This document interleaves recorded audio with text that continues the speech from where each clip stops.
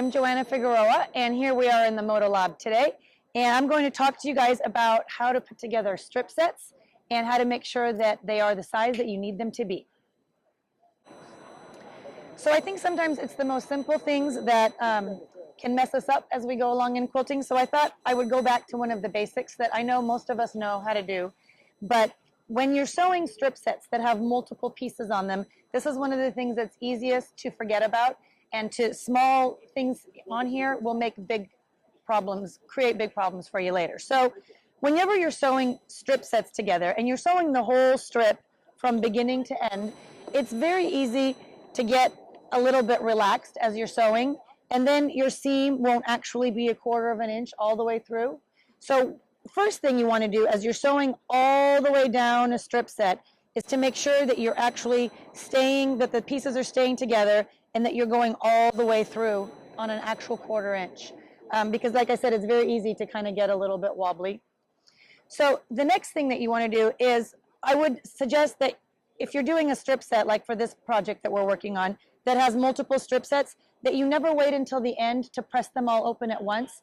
I know it's tempting to do that so that you can just go up to the ironing board once, but it really will create larger problems than you want to deal with. So I recommend that after every pair that you do, that you really open up each pair as you go before you add them into the set itself.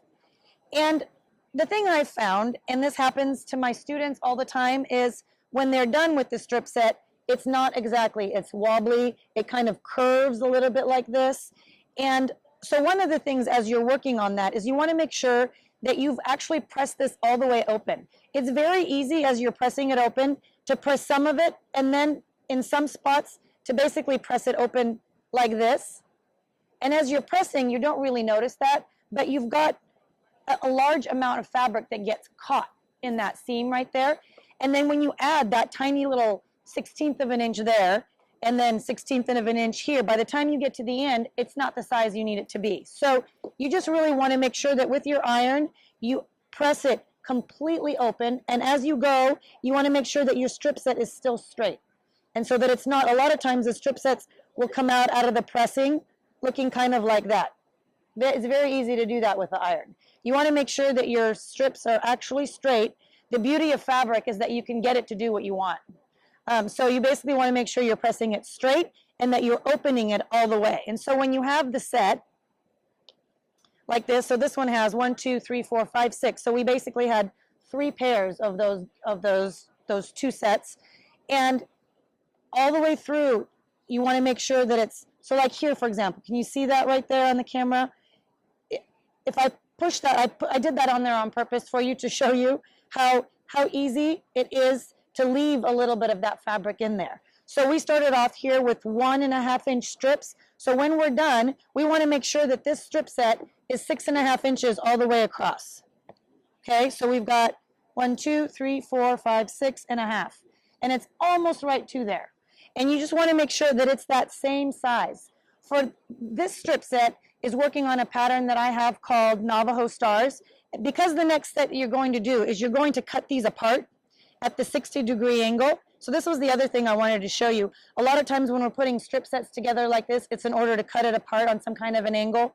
And so it's really important that this is the size you want, because if this is a little bit different down here, each piece that you cut won't all be the same. So later when it comes time to put your star together, it will be hard to put it together. So for example, if you're going to then cut it apart on a 60-degree angle, which is what we did for this pattern, you're going to line up that 60-degree angle line along the bottom of your strip set, and you're going to make your first cut. So what I do is I always line it up as far as I can here to basically waste as little fabric as I can.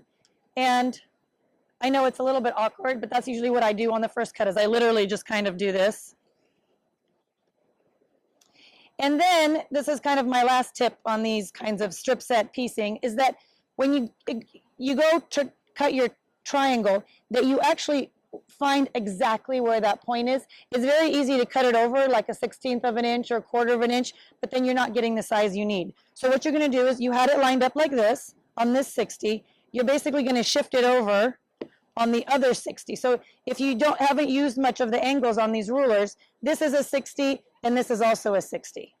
So you're going to line it up on the other side, and you're basically going to scoot it over until that hits exactly that tip that you've already cut. And as long as this 60 is lined up on here, you have that point, and this is all a uniform size, your pieces will all fit perfectly. So then you're basically going to cut that piece, and you've got your first set. You're going to, basically you can continue on down the entire strip set. The next piece will be lined up here, right? So you've got that 60, and you've lined it up here along the bottom, and you've made sure that that point is here, and you're going to cut that line, and you're going to get a completely different set for the next part of your pattern. So those are kinds of the things that I pay a lot of attention to when I work with piecing with strip sets. Thanks.